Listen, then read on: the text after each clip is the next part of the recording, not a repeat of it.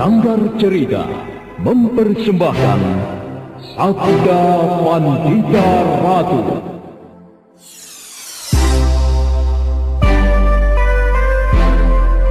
Bumi ku remas dalam genggamanku, matahari dan rembulan ku telan dalam perutku.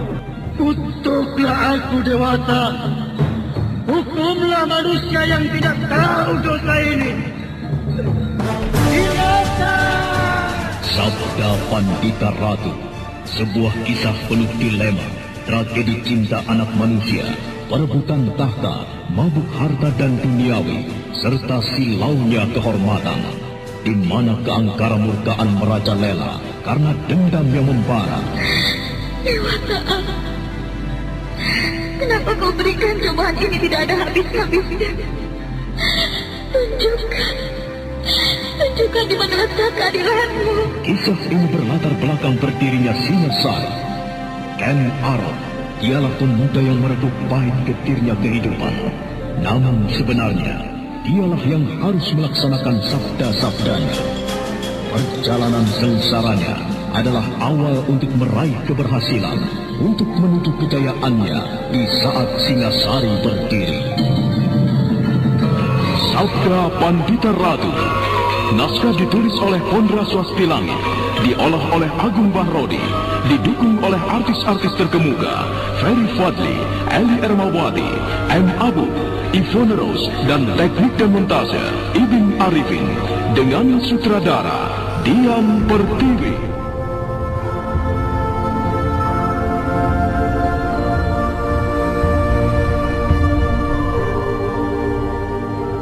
Sabda Pandita Ratu.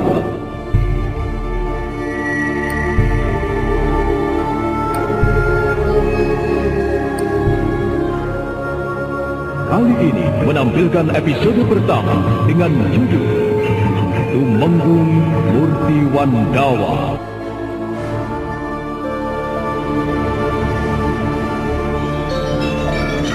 Sepeninggal Mahesa berancangan dari ruang pribadinya, Ki Ageng Pesangkaran telah siap menerima Pinaka Swasti Ratu yang ingin menghadap.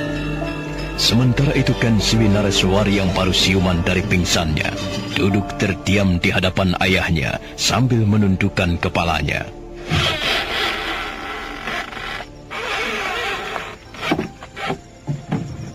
Bakti saya, Ki Ageng.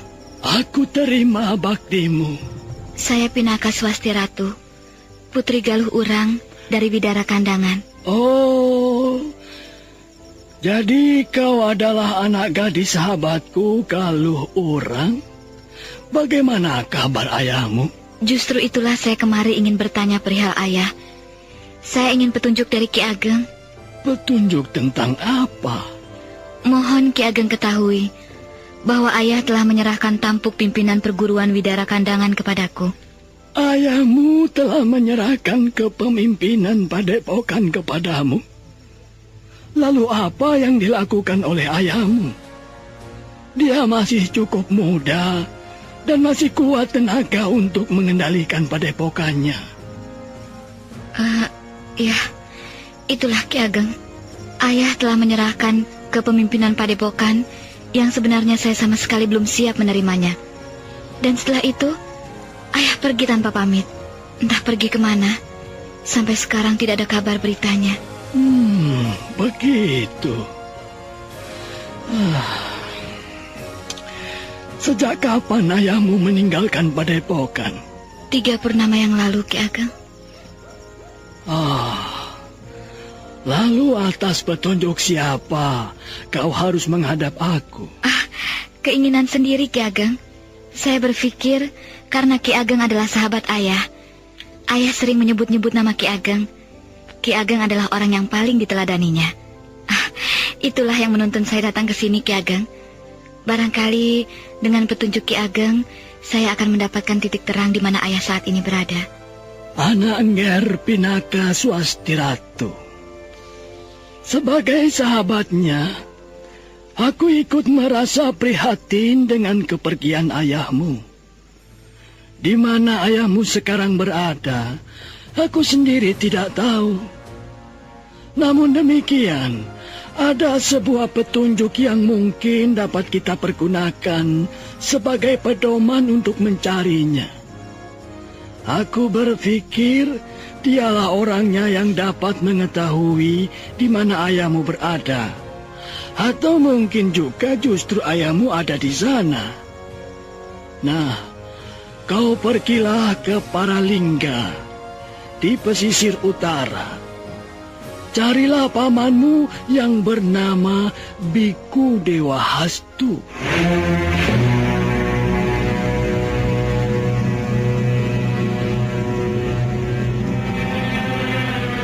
Paman? Maksud Ki Ageng, saya mempunyai seorang paman. Saudara ayahku? Iya. Biku Dewa Hastu adalah saudara kandung ayahmu. Jumpailah pamanmu itu. Paralingga. Ada apa, Nangger? Dalam perjalanan saya dari Kediri ke perguruan pesanggaran ini, saya telah melewati pesisir itu. Nah, pergilah ke sana. Mudah-mudahan kau berjumpa dengan ayahmu.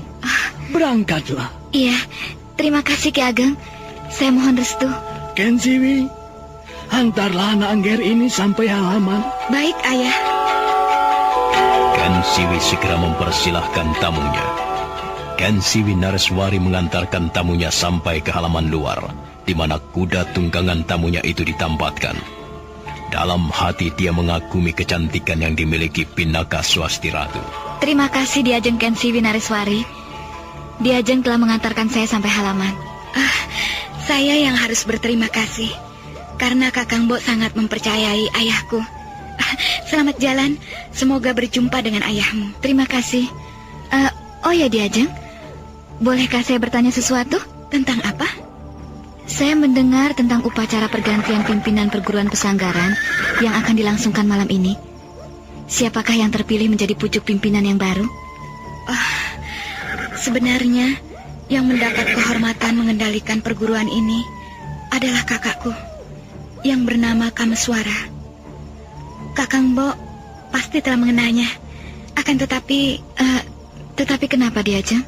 Kakang Kameswara tidak bersedia. Baiklah, terima kasih.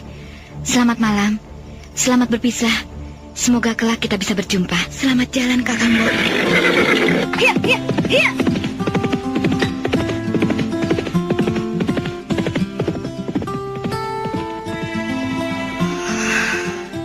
Benar-benar gadis yang cantik dan perkasa. Seusia itu ia telah dipercaya menjadi pimpinan padepokan. Kemampuan olah kanuragannya tentu tidak bisa diremehkan. Sayang sekali, singkat aku mengenalnya. Andai kata ia punya cukup waktu, aku ingin sekali mencoba kemampuannya.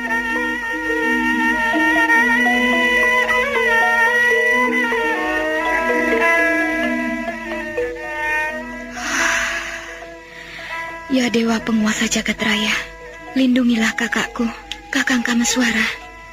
Berilah ia jalan yang lurus dan lepas dari berbagai hal rintangan dan mara bahaya. Kensiwi Nareswari menengadahkan wajahnya, memandang ke arah gemerlapnya bintang-bintang di langit yang tak terhitung jumlahnya. Sang rembulan pun tak mau kalah dengan pamornya menerangi Mayapada.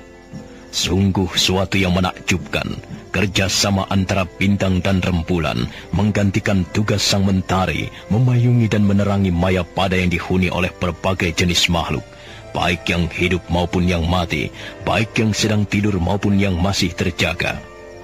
Setelah beberapa saat, gadis itu membalikkan tubuhnya dan bermaksud kembali masuk ke dalam. Namun tiba-tiba ada suara yang menyapanya. Kensiwi. Paman Paraji? Siapakah gadis itu, Kensiwi?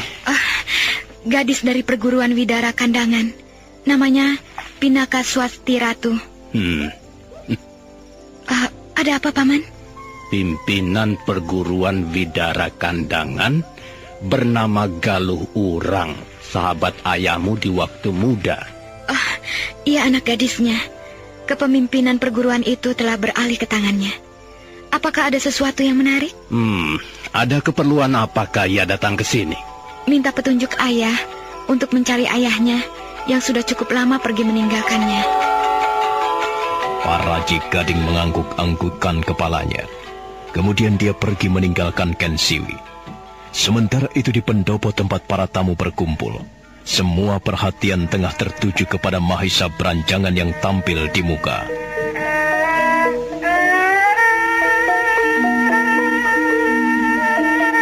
Hadirin yang saya hormati, mohon perhatiannya. Hadirin yang saya hormati, atas nama Perguruan Pesanggaran dan atas nama pribadi Ki Ageng Pesanggaran, saya perlu menyampaikan sesuatu. Pengumuman siapa yang akan ditunjuk untuk menjadi pucuk pimpinan Perguruan Pesanggaran dengan sangat menyesal, sementara ditunda sampai besok malam. Para tamu yang saya hormati, demikianlah yang harus saya sampaikan pada malam ini. Sekali lagi, atas nama ayah dan atas nama perguruan, mohon maaf yang sebesar-besarnya. Terima kasih atas perhatiannya. Hei, Kisana Mahisa Beranjangan, beri penjelasan kepada kami, mengapa sampai ditunda dan ada apa sebenarnya ini? Iya benar, berikan penjelasan apa yang terjadi. Mahisa Beranjangan terpaksa menjawab pertanyaan-pertanyaan itu. Namun Mahisa Beranjangan berusaha menutupi apa sebenarnya yang terjadi. Dengan demikian, para tamu yang dari berbagai perguruan sahabat Perguruan Pesanggaran yang hadir itu terpaksa hanya bisa menduga-duga saja. Tidak terasa malam semakin larut. Satu persatu para tamu meninggalkan tempat itu dengan perasaan yang sangat kecewa menuju tempat peristirahatan yang telah disediakan. Tinggal para murid dan cantrik yang masih diam di tempat berbincang-bincang menanggapi penundaan itu.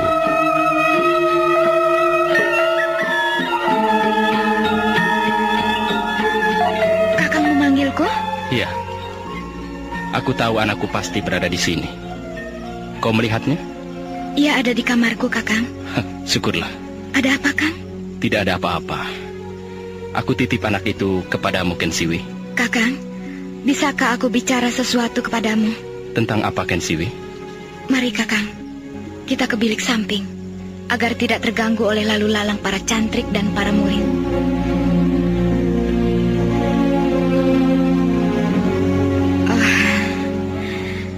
Aku benar-benar tidak pernah bermimpi, apalagi menduganya. Kalau sebenarnya Kakang Kameswara ternyata bukan kakak kandungku, pantas ia tidak merasa bersalah mencintai anakmu. Apa maksudmu membicarakan masalah ini, Ken Siwi? Kakang Mahisa Beranjangan, apakah Kakang tidak pernah berpikir alangkah bagusnya andai kata Kakang merestui hubungan mereka? Rahastri Kandi mencintai Kakang Kameswara. Demikian juga sebaliknya Kakang Kameswara juga mencintai anakmu. Betapa bahagianya mereka berdua. Andai kata cinta itu bisa diwujudkan menjadi sebuah perkawinan. Tidak, Ken Siwi. Rahastri Kandi telah memiliki garis dan takdirnya. Ia telah mempunyai calon suami. Meski Kameswara adalah orang lain, bukan adik kandungku, akan tetapi rasanya akan tetap risih kalau ia tiba-tiba akan menjadi anak menantuku. Sudahlah, Ken Siwi. Kalau kau ingin membicarakan hal ini, aku tidak berminat. Pergilah ke pendapa. Cobalah berikan penjelasan kepada para cantrik yang sedang kebingungan. Aku akan menghadap ayah bersama Paman Haryo Panumping. Paman Haryo Panumping? Benar. Kakang. Iya. Apakah ayah akan menunjuk Paman Haryo Panumping? Iya. Aku yang mengusulkannya. Usul yang bagus. Aku sependapat. Aku setuju sekali jika Paman Haryo Panumping yang ditunjuk menjadi pengganti ayah. Paman Haryo Panumping adalah orang yang sangat tepat. Wawasannya luas, sabar, namun dengan kesabarannya tidak mengurangi ketegasan dan kewibawaannya. Kemampuan olah kanuragannya hanya selapis di bawah ayah. Akan tetapi, aku sendiri belum mendengar jawaban Paman Haryo Panumping. Apakah ia bersedia atau tidak? Ken Siwi, simpan dulu hal ini. Jangan bercerita pada siapapun. Baik, Kakang.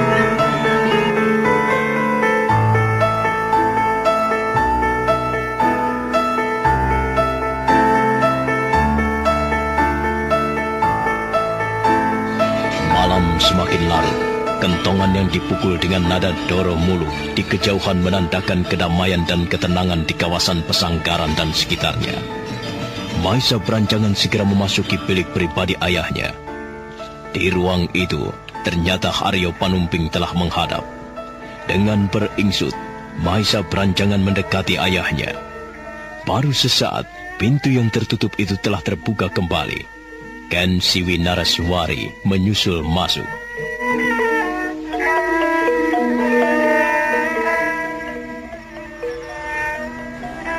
Adi Aryo Panumping, mungkin kau sudah tahu bahwa penunjukanku atas anak keponakanmu, Kameswara, untuk memimpin perguruan ini terpaksa aku batalkan.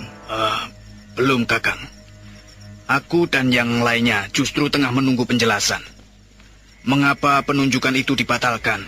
Ada beberapa hal yang akan aku katakan kepadamu.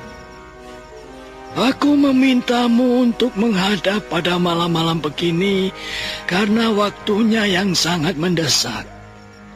Aku memohon kepadamu agar dapat membantuku menjernihkan beberapa hal yang sedang timbul di perguruan ini. Kakang, apa yang sebenarnya tengah terjadi? Ki Ageng Pesanggaran menceritakan perihal Kameswara yang menolak untuk ditunjuk menggantikan dirinya. Apa keperluan Kameswara pergi ke kota Raja Kediri, Kakang? Mencari ayah kandungnya. Jagat Dewa Batara. Apakah ia telah mengetahui rahasia pribadinya? Seseorang yang berhati busuk telah membuka rahasia tentang dirinya. Masalah yang kedua adalah kita telah kecurian. Kecurian? Kita telah kecurian. Dan siapa pencurinya, aku tidak tahu. Tetapi yang pasti adalah di antara orang-orang kita sendiri. Kakang, apa yang telah dicurinya? Kitab pusaka Palawariung Laut. Itulah yang terjadi. Aku baru saja memeriksa ruang perpustakaan. Ternyata kitab yang tersimpan di sana adalah palsu. Ayah, benarkah itu? Keteranganmu bahwa kau bertemu dengan seseorang yang menggunakan aji panglimunan mendorong aku untuk segera memeriksa kitab pusaka itu. Maaf, Kakang. Apakah Kakang memanggilku kali ini karena Kakang mencurigai aku yang mencuri kitab itu? Adi Haryo Panumping, aku sangat mempercayaimu. Aku tahu siapa kamu. Aku tahu kitab pusaka itu sudah tidak ada gunanya untuk kamu. Karena seperti halnya aku, kau pun telah membaca dan mempelajarinya dengan... Ya, justru karena itulah, Kakang. Justru karena aku telah tuntas mempelajarinya, Kakang pantas mencurigaiku. Adi Aryo Panumping, aku memanggilmu tidak untuk membicarakan hal itu. Aku tidak mempersoalkan siapakah yang mencuri kitab pusaka itu. Aku memintamu menghadap adalah karena aku ingin minta pertolongan padamu. Adi Haryo Panumping. Iya, Kakang. Aku menginginkan kau menduduki pimpinan perguruan Pesanggaran.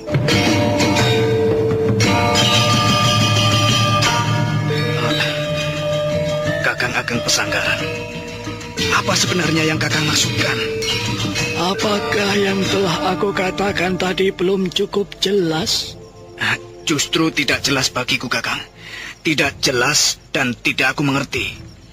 Aku tidak bisa menebak maksud Kakang yang sebenarnya. Yang tersirat adalah Kakang menunjukku untuk menggantikan kedudukan memimpin perguruan. bagaimanakah sikap Kakang kepadaku yang sebenarnya? Apalagi kalau dikaitkan dengan hilangnya kitab pusaka perguruan Palawariung Laut. Terus terang, aku katakan, aku bingung, Kakang. Aku mengerti dengan perasaanmu, dengan prasangkamu. Tetapi aku berpikir, hanya orang yang belum pernah membaca dan mempelajarinya saja yang menginginkan kitab itu. Aku tidak menuduhmu. Dengan sebenarnya lah aku menunjukmu untuk menggantikan kedudukanku. Sekaligus aku limpahkan sebuah tugas untukmu. Temukan siapa pencuri kitab pusaka Palawariung Laut itu. Jika demikian halnya, terima kasih karena Kakang tidak menyimpan dugaan bahwa akulah yang telah mengambil kitab pusaka itu. Namun, dengan penunjukan itu, aku tidak berani menerimanya. Jauh-jauh hari aku malah telah menyarankan untuk memilih Kameswara. Untuk sementara lakukan tugas yang aku berikan ini untuk mewakili dia. Kelak di kemudian hari, kau bisa menyerahkannya kembali kepada Kameswara. Sebenarnya, aku menganggap Kakang masih mampu mengemban dan menjadi pengayom perguruan ini, Kakang. Adiharyo Panomping, aku sudah tua. Di samping itu, aku ingin beristirahat dan melepaskan diri dari kesibukan perguruan. Dan lagi, aku harus menepati sebuah janji. Janji apa yang aku maksudkan, kau pasti mengerti. Ayah, apakah ayah akan pergi? Benar, Kensiwi. Ayah akan pergi ke suatu tempat. Kemanakah itu, ayah? Dan untuk urusan apa? Ayah tidak bisa menceritakannya, Kensiwi.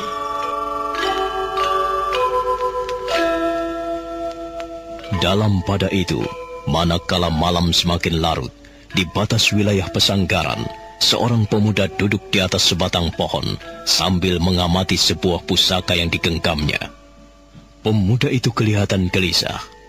Rupanya ia memang sedang menunggu sesuatu, karena sebentar-sebentar ia berpaling ke arah jalan dari perguruan Pesanggaran.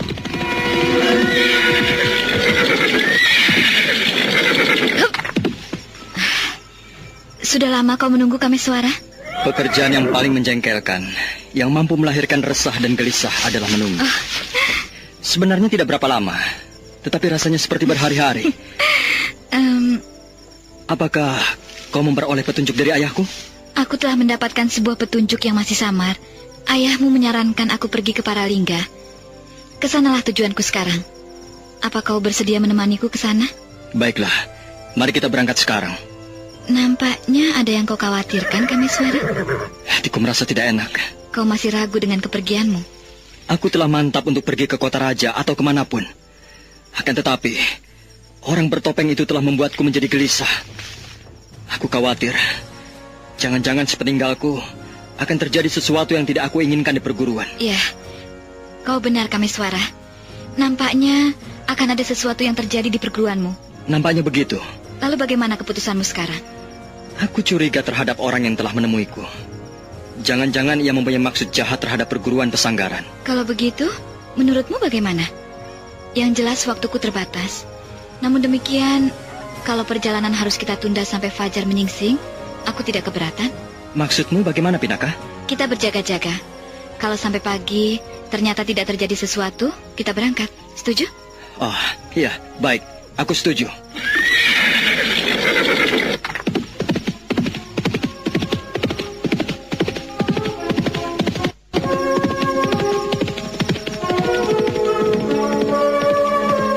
Kensiwi Nareswari sangat bingung mendengar ayahnya akan pergi. Karena ayahnya tidak mau menyebutkan kemana dan dengan maksud apa. Maka gadis itu pun menjadi penasaran. Paman, bolehkah aku bertanya? Tentang apa, Kensiwi? Paman mengetahui ayah akan pergi dan mengerti tujuan ayah pergi. Bisakah Paman menceritakan apa maksud ayah itu? Oh, sayang sekali, Kensiwi. Aku tidak boleh menceritakannya. Kenapa, Paman? Apakah ayah akan pergi untuk sebuah perang tanding? Mengapa kau menduga ayahmu akan berperang tanding? Aku hanya sekedar menduga-duga saja. Bagaimana, Paman? Sudahlah. Jangan kau pancing aku, Kensiwi. Aku tidak akan menceritakan apapun. Karena itulah pesan ayahmu.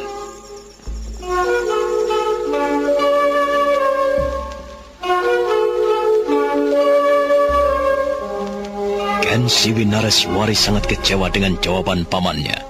Wajahnya menjadi murung, pandangan matanya kosong. Dalam kekosongannya itu, muncullah bayangan seorang lelaki yang selama ini dikaguminya. Kakaknya yang ternyata bukan kakak kandungnya, Kameswara. Sementara itu juga, pamannya Haryo Panumping ikut diam merenung. Tiba-tiba terasa oleh Haryo Panumping sesuatu yang aneh. Simpul-simpul syarafnya merasakan adanya sesuatu yang tidak wajar.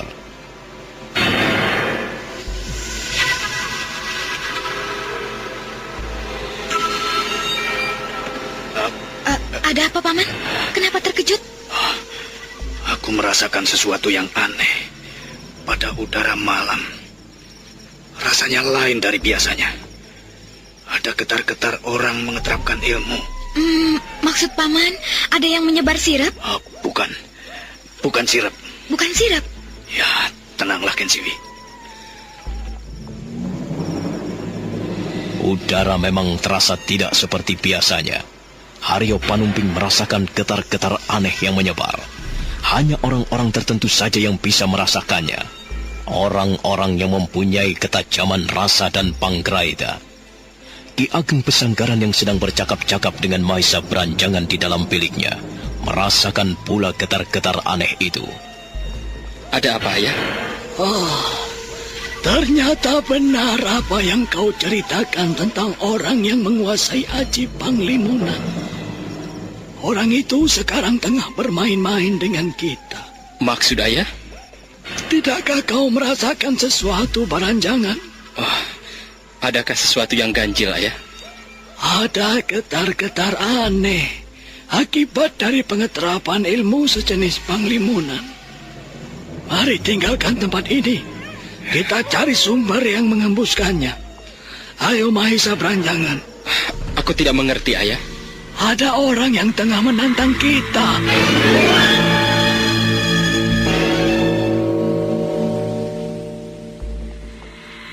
Dalam memusatkan nalarnya, Haryo Panumping mencoba merambah daerah di sekitar ia berada. Dan dengan ketajaman panggraitanya dia berhasil menemukan bayang-bayang orang yang dicarinya. Setelah yakin letak orang yang dicarinya itu berada, segera dia membuka matanya kembali.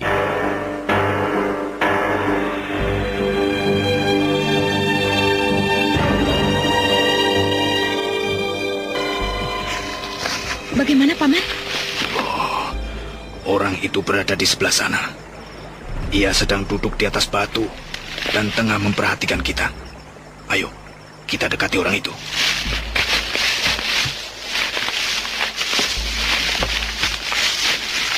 Hei, Isana. Aku tahu kau berada di depanku. Tidak ada gunanya menyembunyikan dirimu. Perlihatkan wujudmu. Dan marilah kita berbicara. Kau memang luar biasa, Haryo Panumping. Meskipun aku bersembunyi di balik tirai Aji Panglimunan, namun kau langsung bisa menebak di mana aku berada. Tapi aku tidak yakin. Apakah kau benar-benar mampu melihatku atau tidak?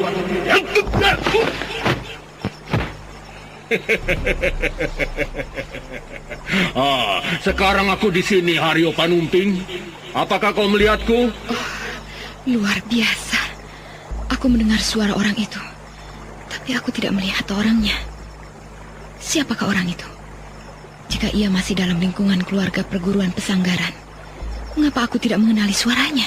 Bagaimana, Haryo Panumping? Nampaknya kau sedang kebingungan. Haryo Panumping diam tidak menjawab. Namun dengan diam-diam sebilah pisau kecil telah jatuh dari lengan baju panjangnya, langsung berada dalam genggamannya. Luar biasa. Kau telah membuat aku bingung, Kisanak. Dan ini satu lagi. Setan alas!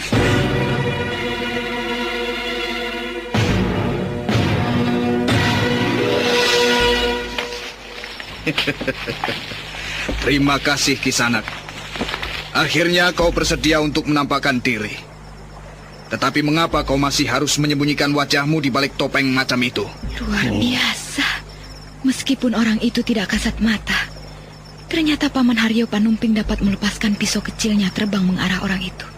Bagaimana? Apakah kau keberatan membuka penutup wajahmu? Bukan urusanmu. Baiklah. Aku tidak memaksa. Akan tetapi ada beberapa hal yang harus kita selesaikan. Pertama, kembalikan kitab pusaka Palawariung Laut yang telah kau curi. Hei, mengapa kau tertawa, Kisanak? Hampir 1 tahun Surya aku telah mengambil pusaka itu dari ruang perbendaharaan pusaka di bawah tanah. Tetapi baru sekarang ini aku melihat orang yang geger kecurian. Betapa lucu dan sangat menggelikan sekali. Haryo Panumping, aku mengundangmu ke bendungan ini tidak untuk menyerahkan kitab pusaka itu kepadamu. Kitab itu sudah tidak berguna untukmu. Kitab itu telah aku serahkan kepada orang yang paling berhak, yang berhak atas perguruan ini. Dan itu berarti bukan kau, Haryo Panumping. Kau tidak pantas menjadi pimpinan perguruan Pasanggaran yang besar ini, karena kau terlalu kerdil. Oh, begitu. Lalu siapakah yang pantas menduduki kursi pimpinan perguruan setelah Ki Ageng mengundurkan diri? Engkaukah? Bukan aku. Aku pun tidak pantas. Lalu siapa? Sebutkan. Siapa menurutmu yang pantas? Orang yang akan aku sebutkan itu untuk menduduki jabatan pimpinan perguruan Pasanggaran ini. Bukan karena pantas atau tidak pantas, tetapi karena ia berhak. Nah, dengar baik-baik Haryo Panumping. Orang itu adalah Hesti Rajasa.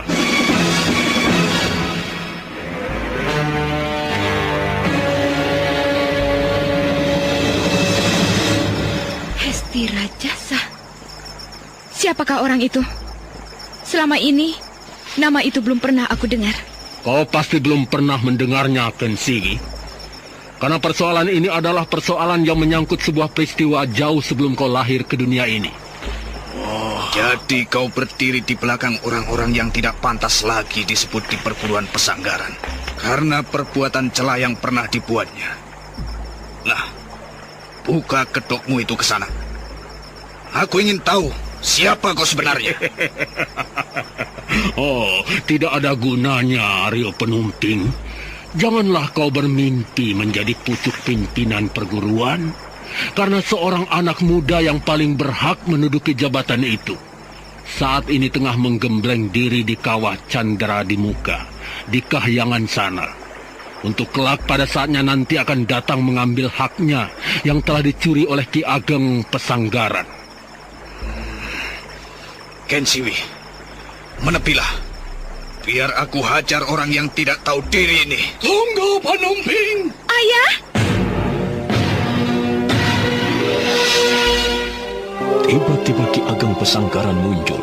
Haryo Panumping dan Kensiwi Naraswari terkejut, namun justru membuat hatinya menjadi senang. Lain halnya dengan orang yang menutupi wajahnya dengan selembar kain hitam. Jantungnya menjadi bergetar semakin keras. Dia menahan napas. Haryo Panumping, aku minta tahanlah kemarahanmu itu. Aku ingin mengajaknya berbicara. Silahkan, Kakang. Kisanak, benarkah kau berbicara atas nama seseorang yang kau panggil dengan nama Hesti Rajasa? Oh, aku berbicara atas namanya. Dan sebenarnya lah orang itu yang berhak memiliki kitab perguruan Pasanggaran. Baiklah, Kisanak. Aku memang tidak akan mengingkari kenyataan yang telah kau uraikan, bahwa pada suatu masa di zaman yang telah lewat, aku telah mengambil alih perguruan ini dari seseorang yang menurut ukuran tatanan manusia sama sekali tidak patut disebut beradab. Karena orang itu lebih memuja dan mengumbar nafsu angkara murka. Aku tidak peduli dengan soal itu. Yang aku pedulikan adalah perguruan pesanggaran harus kembali ke tangan orang yang paling berhak.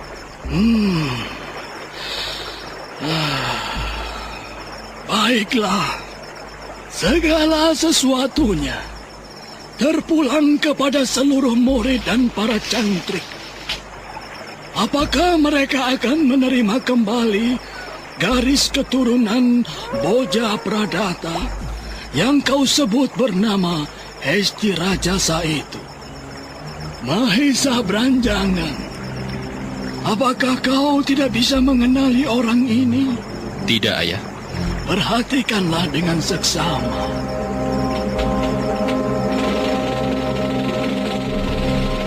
Kau belum mengenalinya juga, Mahesa Branjangan? Belum, Ayah. Bagaimana denganmu, Ken Siwi? Apakah kau juga mengalami kesulitan untuk mengenalinya? Aku tidak bisa mengenalinya, Ayah. Kalau kau, Haryo Panumping? Aku telah mengenalinya, Kakang. Tetapi sungguh aku tidak percaya kalau ia ternyata seorang manusia berbulu harimau. Aku tidak menyangka bahwa kebaikannya yang telah ia tampakkan selama ini semata-mata adalah untuk menutupi siapa dirinya yang sebenarnya. Siapakah orang itu, Ayah? Iya, katakanlah, Ayah, agar aku dan Ken Siwi tidak menjadi penasaran seperti ini. Baiklah. Orang itu adalah pamanmu sendiri. Pamanmu yang sangat dekat denganmu, Ken Siwi. Ialah Paraji Gading. Mahesa Branjangan tercekat. Begitu juga dengan Ken Siwi Nareswari. Kepalanya rasanya seperti berputar.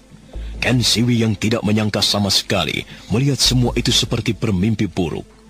Paraji Gading adalah seorang dari paman perguruan yang sangat dekat dengannya. Namun ternyata Ken Siwi harus mengalami hal seperti itu sebagai suatu kenyataan. Melihat semuanya telah mengenalinya, orang itu perlahan-lahan membuka penutup wajahnya.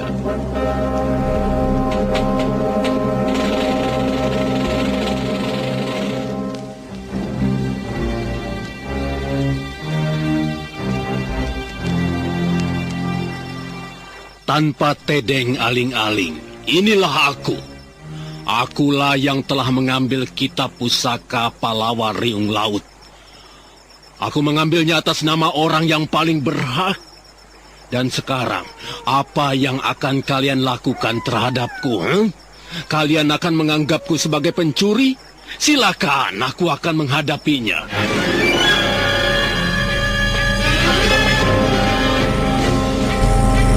Apa jawabmu, Kanigara? Baik. Aku tahu semua yang kau persoalkan adalah sekedar alasan saja. Aku tidak akan ingkar. Nah, katakan, di mana dan kemana aku harus datang memenuhinya?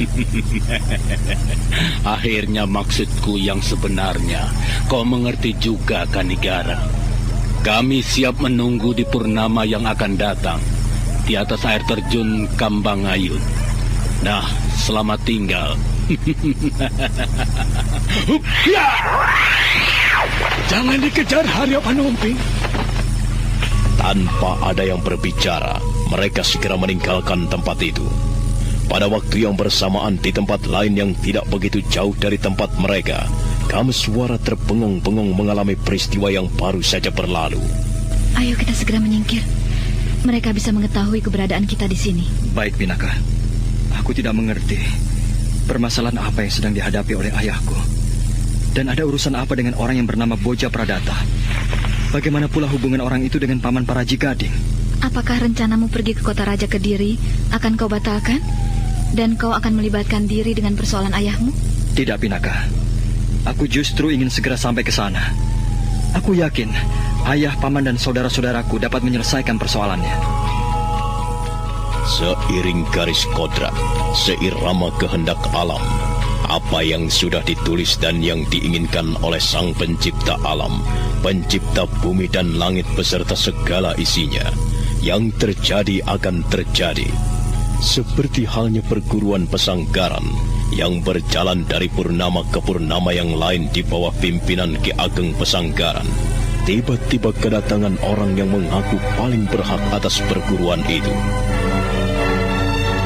Sementara itu Ki Ageng Pesanggaran bersama adiknya yang bernama Haryo Panumping duduk di pendopo sambil menikmati wedang jahe yang disediakan oleh para cantri. Mereka memperbincangkan persoalan yang dibawa para Cigading. Bagaimana Kakang Ageng?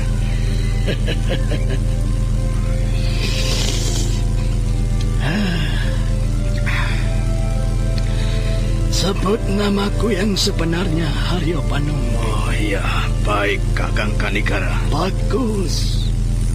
Meskipun nama itu terasa janggal karena sudah terlalu lama tidak digunakan, namun sangat menyenangkan dan enak didengarnya. Karena nama itu dibuat oleh orang-orang yang telah mengasihi dan merawatku dari kecil sejak aku bayi. Aku harus pergi.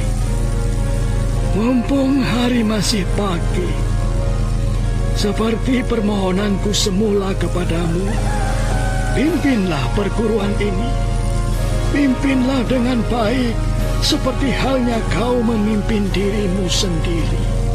Baiklah, kalau memang tugas itu tidak dapat Kakang berikan kepada orang lain, aku akan menjaga amanat itu dengan sebaik-baiknya, Kakang. Haryo Panumping. Iya, Kakang. Terimalah tongkat ini. Tongkat ini sebagai pertanda bahwa kau aku tunjuk menggantikan kedudukanku memimpin perguruan pesanggaran. Terimalah. Aku menerimanya, Kakang. Haryo Panumping segera berjongkok dengan tangan ditengadahkan ke atas. Kemudian diterimanya tongkat kepemimpinan itu. Suasana hening dan sangat hikmat. Perasaan lelaki yang cukup tua itu bergetar mendapat kepercayaan yang sedemikian besarnya dari Ki Ageng. Di luar langit sangat cerah, sang matahari yang bertengger dari arah timur memancarkan sinarnya menembus mega-mega yang berarak. Pantulan sinar yang berwarna merah menerangi dan menghangatkan tubuh Ki Ageng yang melangkah keluar. Tubuh lelaki tua itu menuruni pendopo dengan perlahan-lahan. Di belakangnya Haryo Panumping mengikuti untuk melepas kepergiannya dengan perasaan haru.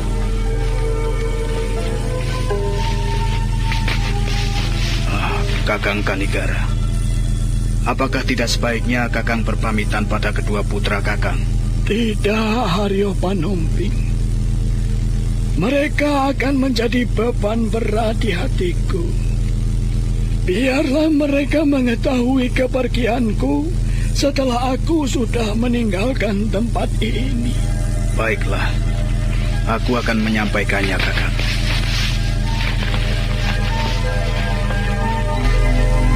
Dengan tertatih-tatih, lelaki tua itu melangkah perlahan-lahan. Tanpa menoleh, pandangannya lurus ke depan. Udara pagi hari itu begitu cerahnya. Ki Ageng Pesanggaran yang bernama asli Kanigara menghirup udara pagi yang bersih, sebersih wajahnya yang sudah keriput. Kira-kira 50 tombak jauhnya dari padepokan, lelaki tua itu teringat pada anak-anaknya yang selama ini diasuhnya. Satu persatu wajah-wajah mereka hadir dalam ingatannya. Rasa harunya timbul, tidak terasa matanya basah. Lelaki tua itu menitikkan air mata.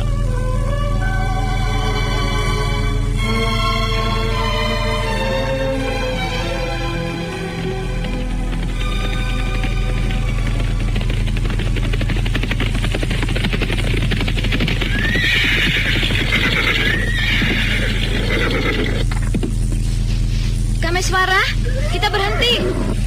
Ada apa, Pinaka yang cantik? Kau bilang apa, Kameswara? Aku Aku bilang kau cantik.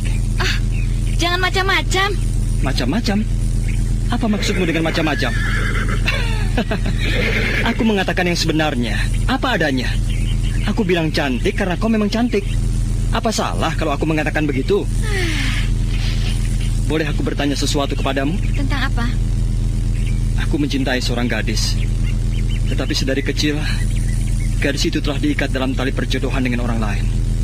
Bagaimana dengan kamu? Apakah kau juga termasuk gadis yang mengalami kisah seperti gadis itu, Ratu? Jangan panggil aku Ratu. Namamu kan Pinaka Swasti Ratu. Panggil aku dengan nama lain. Baiklah. Bagaimana, Pinaka? Aku tidak diikat dalam perjodohan dengan siapapun. Aku orang bebas. Pernahkah kau mencintai seorang lelaki?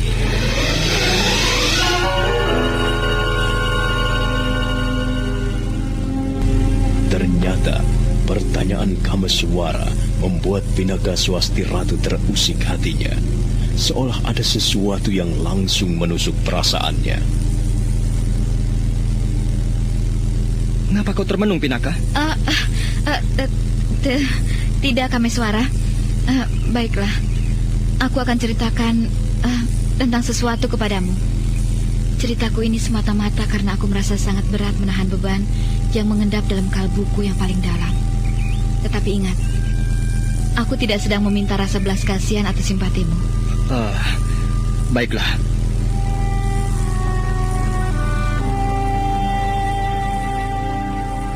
Sampai detik ini, aku mencintai seorang laki-laki. Aku sangat mencintainya. Dan aku menginginkan lelaki itu menjadi suamiku. Kau boleh mengatakan aku ini manusia yang tidak wajar karena berkeinginan aneh. Mengapa kau katakan aneh? Bukankah seorang wanita mencintai seorang lelaki itu sesuatu yang wajar? Lelaki yang aku angan-angankan menjadi suamiku dan menjadi ayah dari anak-anakku yang akan aku lahirkan adalah ayahku sendiri.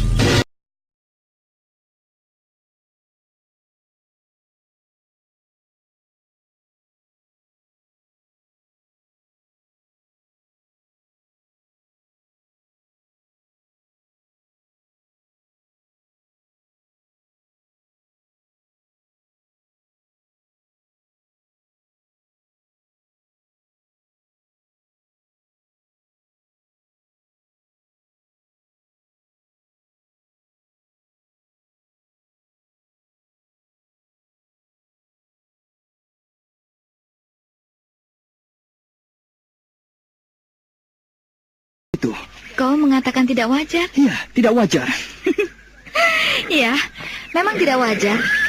Bahkan andai kata aku tanyakan kepada orang lain, mungkin orang itu akan mengatakan, aku telah dihinggapi penyakit gila atau tidak waras.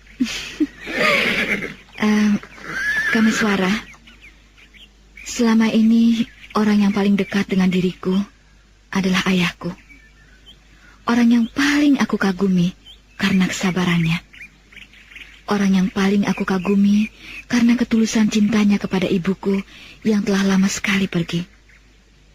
Ibuku meninggal karena melahirkan aku. Dan sejauh ini, sepanjang usiaku sendiri, ayahku tetap tidak bisa melupakan ibuku.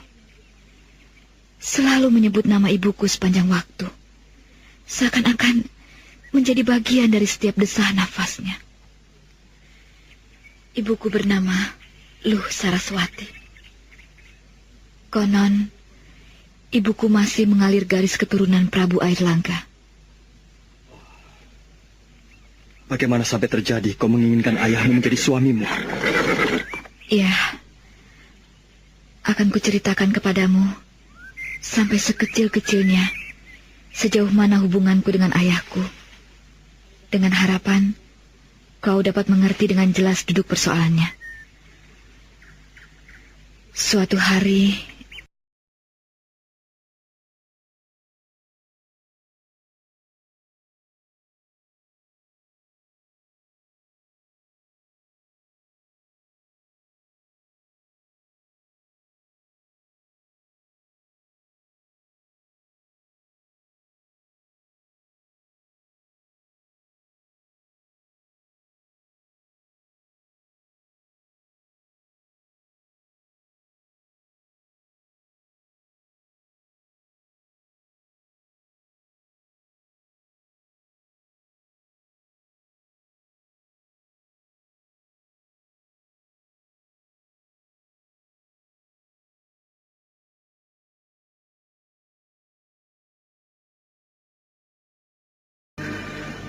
Kau sungguh cantik loh.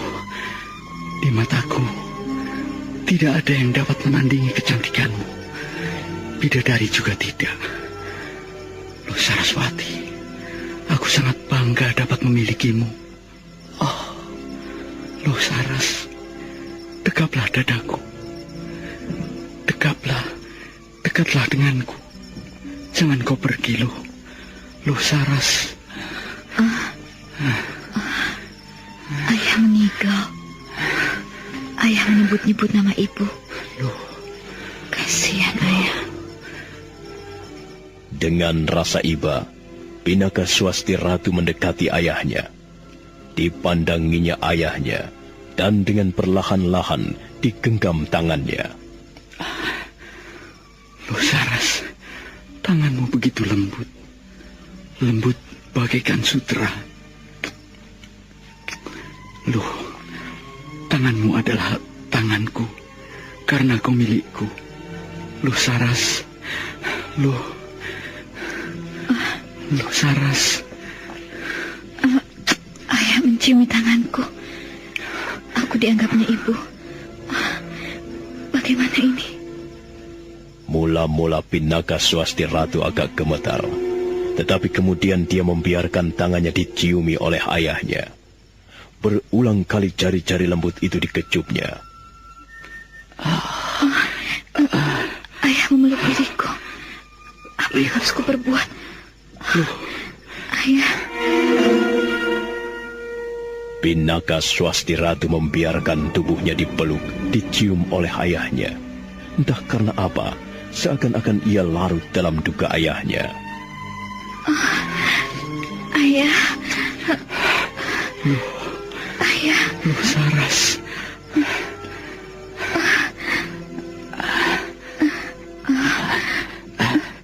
Loh Saras. Loh Saras. Tubuhmu begitu indah. Aku sangat mencintaimu, Loh Saras. Ayah. Ayah. Oh, kau anakku. Kau Pinaka Swasti Ratu. Apa yang telah ayah perbuat? Ayah. Tiba-tiba, Galuh Urang, ayah Pinaka Swasti Ratu tersentak kaget. Matanya terbelah lebar-lebar. Ia tidak mengerti apa yang telah diperbuatnya di hadapan seorang wanita tanpa busana yang diam terpana. Dia sadar, ternyata yang dicumpuinya bukan istrinya, melainkan anaknya. Kemudian Galuh Urang bangkit dari tempat tidurnya. Oh, para dewa, apa yang telah aku perbuat terhadap anakku? Ampunilah aku.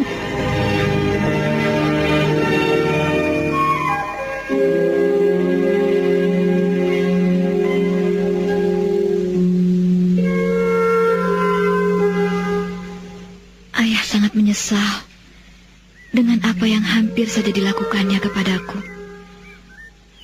Dan aku pun menjadi bingung. Aku tidak tahu bagaimana aku harus bersikap. Karena peristiwa itulah, keesokan harinya, aku kehilangan ayahku. Ayah pergi dengan meninggalkan kalung ini. Bukankah dengan kalung itu, berarti ayahmu telah menugaskan kepadamu untuk melanjutkan memimpin perguruan Widara Kandangan? Perasaanku tidak mengatakan demikian, Kameswara. Aku merasa belum siap untuk memimpin perguruan. Tapi aku harus menerimanya selama ayah berada. Kelak kalau ayah telah berhasil aku temukan, kalung ini akan aku kembalikan kepadanya. Oh, pengalamanmu sangat menarik sekali, Pinaka. Dan aku bisa memaklumi kalau di dalam hatimu tumbuh perasaan semacam itu. Namun, mungkin ada manfaatnya bila aku memberimu nasihat untuk tidak terlalu berlarut-larut kau dihinggapi oleh sikap yang jelas tidak benar. Campakkanlah angan-anganmu untuk menjadikan ayahmu sebagai suamimu. Kameswara, bagaimana dengan dirimu? Aku dengar kau mencintai Rahastri Kandi, anak kakakmu. Apa benar? Benar. Aku telah menceritakan pengalaman pribadiku. Aku ingin dengar cerita tentang dirimu. Cerita yang sangat tidak menarik, bahkan mungkin sangat memuakkan. Aku tetap tetap akan mendengarkannya. Ceritakanlah.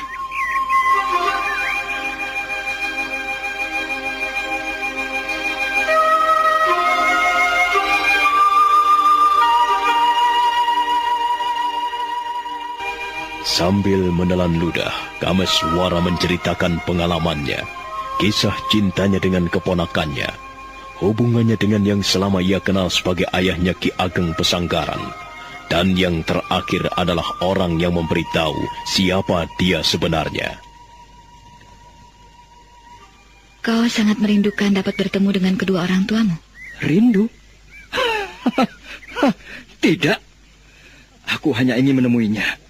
Dan ingin bertanya, mengapa mereka telah mencampakkan aku begitu nistanya? Mengapa tidak kau cari alasannya? Mengapa ayah dan ibumu sampai tidak merawatmu? Mungkin mereka sangat terpaksa menyerahkanmu kepada Ki Ageng Pesanggaran. Mungkin ayah dan ibumu punya alasan tertentu yang mungkin justru sangat baik untuk perkembangan kehidupanmu. Bukankah pada kenyataannya kau berada di dalam asuhan orang lain yang justru sangat melimpahimu dengan kasih sayang? Tidak. Aku tidak merasa bangga mendapat kesempatan mengecap kehidupan di dunia ini. Aku justru tidak mengerti mengapa aku harus mengalami perjalanan hidup seperti ini. Maksudmu? Aku tidak minta dilahirkan ke dunia ini. Aku tidak menghendaki dan menginginkannya. Tetapi mengapa setelah mereka lahirkan, mereka ingkar akan tanggung jawabnya kepada anak yang telah dilahirkannya? Aku membayangkan sesuatu yang sangat memuakkan. Jangan-jangan aku terlahir dari permainan asmara yang tidak direstui oleh para dewa-dewa. Kau telah diracuni angan-anganmu sendiri.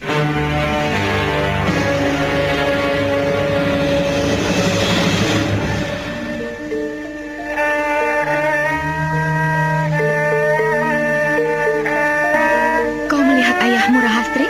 Ayah tengah membersihkan diri di Pakiwan, Bi. Apakah kau melihat eyangmu? Tidak. Kulihat pintu kamarnya masih tertutup. Kalau Paman Haryo Panumping? Paman Haryo Panumping ada di Sanggar Kanuragan. Rahastri, ya, kau ikut aku. Mari kita temui Paman Haryo Panumping. Baik, Bi.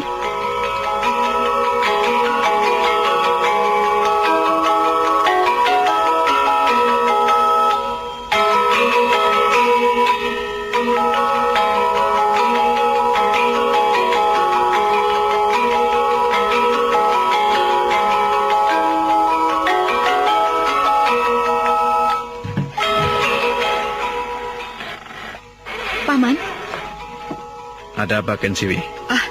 Maaf, Paman. Aku ingin bertanya soal ayah. Ayahmu telah pergi, Kensiwi. Jadi, benar ayah telah pergi? Benarkah itu? Kenapa ayah tidak memberitahu aku? Kenapa, Paman? Sudahlah, Kensiwi.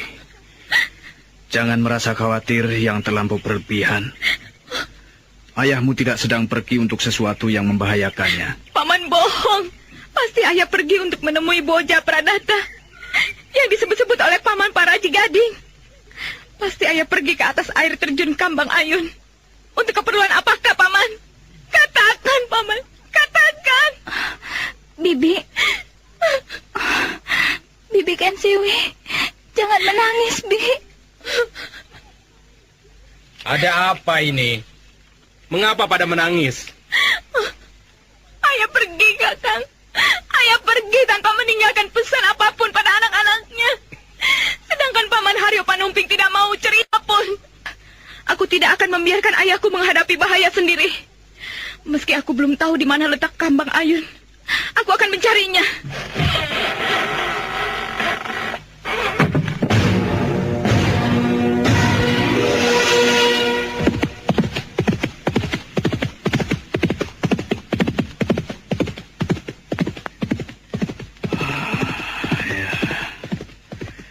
Aku benar-benar berada di simpang jalan Maisa Branjangan.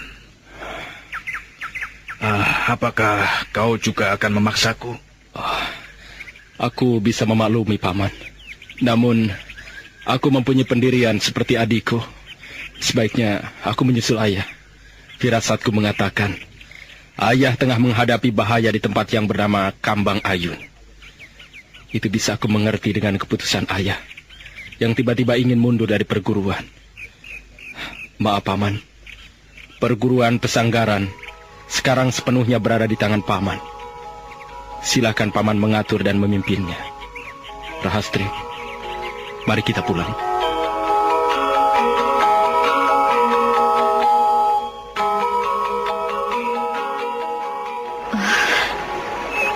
Segar sekali. Air sungai ini dingin, tetapi rasanya menyegarkan sekali.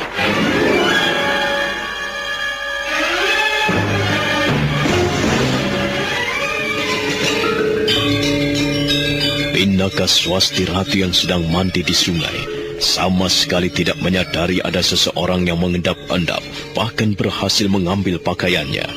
Sedemikian terlenanya dia dengan sejuknya air sungai. Gadis itu tidak menyadari bahwa keindahan tubuhnya telah membuat lelaki itu mabuk kepayang. Gadis itu terkejut bukan kepalang ketika akhirnya dia mengetahui ada seseorang yang sedang memperhatikannya.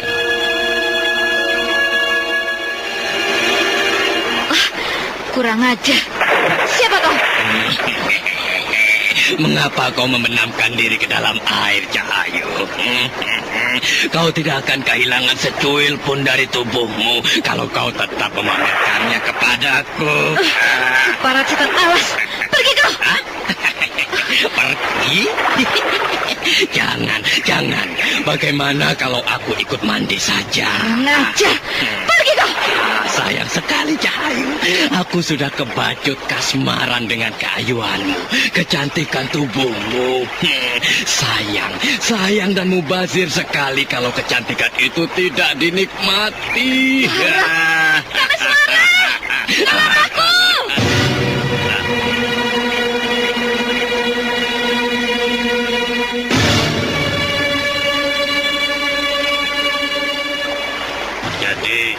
Ada kawanmu di sekitar sini. Suruh dia datang ke sini, biar aku hajar dan aku ikat. Agar dia dapat melihat bagaimana aku berenang bersamamu. Kami suara!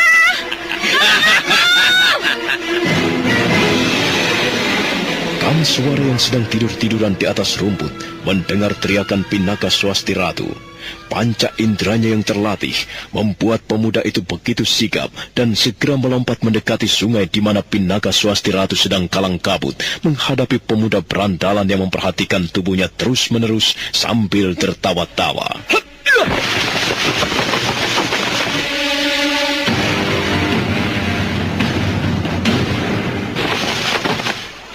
Kurang ajar. Siapa kau, ha? Berani-beraninya mengintip orang mandi. Tidak tahu malu. Terimalah ini.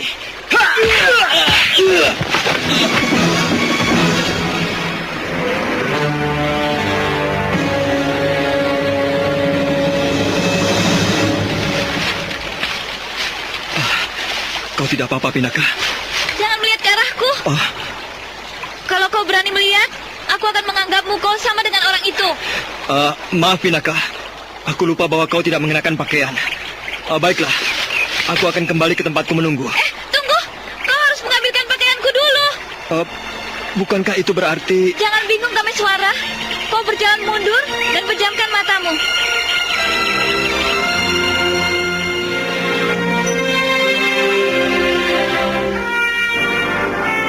Kameswara mengambilkan pakaian Pinaka Swasti Ratu, kemudian menyerahkannya dengan berpaling dan memejamkan matanya.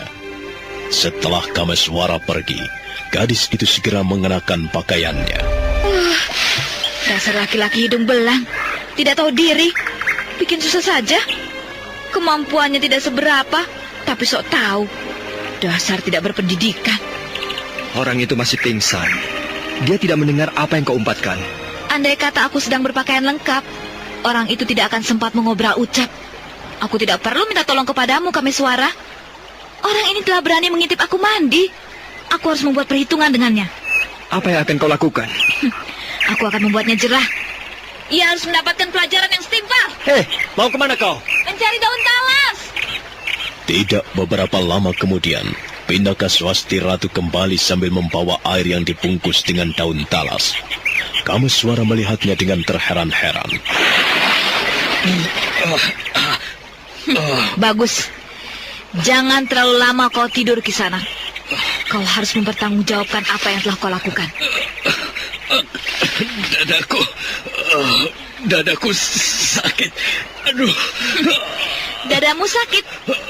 Aku tidak keberatan untuk menambahnya agar lebih sakit lagi. Nah, terimalah. Orang itu menggelepar-gelepar kesakitan. Ia meraung-raung karena dadanya yang bidang penuh bulu-bulu itu ditekan gadis itu dengan sekeras-kerasnya. Jawab pertanyaanku dengan sejujurnya. Baik. Siapa namamu? Aku... Cepat. Namaku Mondrogini. Siapa kau sebenarnya?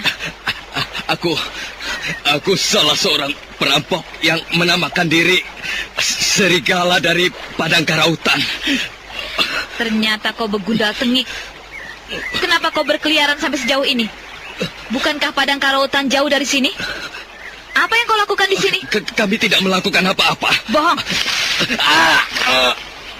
Apa kau sering mengintip orang mandi? Tidak. Baru kali ini aku melakukannya. Baru kali ini? Tidak. Maksudku 2 kali. Ya, 2 kali. Bukan. 3 kali. Ya, benar. 3 kali. Benar. Jangan. Aku akan mengaku dengan sejujurnya. Aku sering sekali melakukannya. Bahkan bukan sekedar mengintip, tetapi memaksa mandi bersamanya.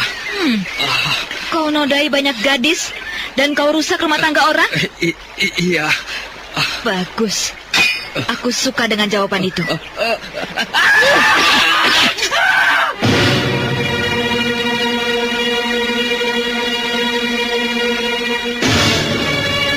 Dengan cepat sekali, gadis itu mencabut pisaunya dan ditusukkannya pada kelamin lelaki yang terlentang di hadapannya itu.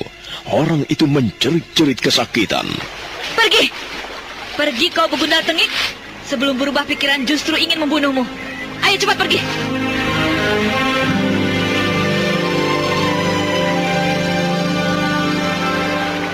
Mengapa kau begitu ganas, Pinaka? Oh, kau salahkan aku. Sekarang cobalah renungkan. Apakah kau sempat membayangkan bagaimana sepak terjang orang itu? Berapa jumlah wanita dan para gadis yang telah dinodainya? Aku tidak membunuhnya, itu sudah bagus. Dengan memotong kemaluannya, berarti si begundal itu tidak bisa lagi mengumbar nafsunya. Sudahlah, kita jangan memikirkan hal itu. Sebaiknya sekarang kita ikuti orang itu. Aku tertarik dengan kehadiran orang-orang dari padang karautan yang berkeliaran di daerah ini. Makanya tadi sengaja aku lepaskan dia. Baiklah, kalau menurutmu begitu. Tetapi bagaimana dengan kuda-kuda tunggangan kita? Tinggalkan saja dulu di sini. Ayo Kameswara. Kameswara dan Pinaka Swasti Ratu melompat ke atas dahan pohon untuk memperhatikan apakah keberadaannya di tempat itu ada yang memperhatikan. Setelah merasa tidak ada orang yang memperhatikan, kedua anak muda itu meloncat turun lagi dan mengendap-endap mengikuti petunjuk jalan dari darah yang tercecer yang ditinggalkan Mondrogini. Tidak berapa lama kemudian, Mondrogini yang berjalan sambil meraung-raung kesakitan telah nampak oleh mereka berdua.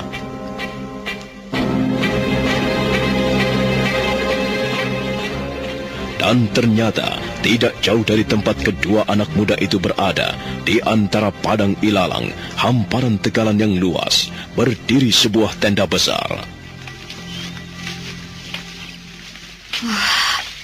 Ternyata benar dugaanku. Orang itu tidak sendirian.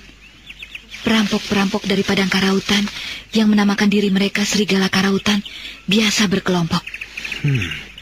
Mereka mendatangi Mondrogini. Kameswara, mari kita buat mereka kocar-kacir. Aku sangat muak kepada begundal-begundal itu. Pinaka, bukan aku bermaksud tidak menyetujui harus berurusan dengan mereka. Akan tetapi kau sendiri tengah melakukan perjalanan yang membutuhkan waktu. Kau harus segera sampai di Paralingga. Kita hanya membuang waktu sedikit saja untuk menolong orang-orang yang menjadi sasaran pemuas nafsu begundal-begundal itu. Lihat Kameswara, nampaknya orang yang baru keluar dari kemah adalah pemimpin begundal-begundal itu. Mata Kameswara terbelalak. Meskipun Kameswara mengucak matanya berkali-kali, Namun yang dilihatnya adalah pamannya sendiri, tetap Paraji Gading.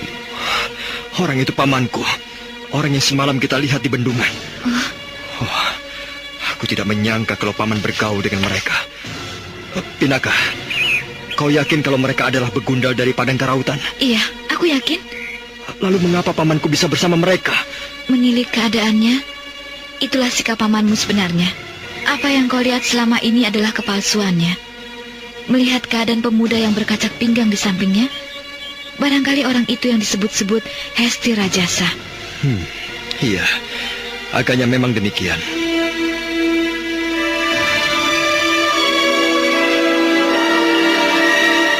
Kedua anak muda itu melihat Mondrogini yang bersimbah darah menuding ke arah di mana ia dilukai. Kemudian Paraji Gading bersama pemuda di sampingnya itu serta beberapa orang lainnya bergegas menuju arah yang ditunjuk Mondrogini.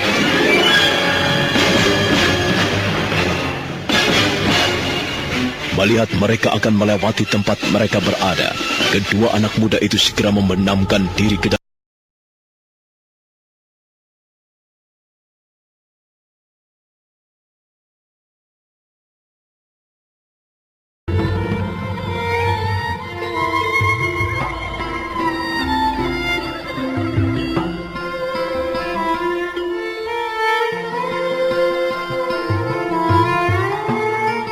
Radio, the most versatile medium and the most visual. Radio can picture anything. Radio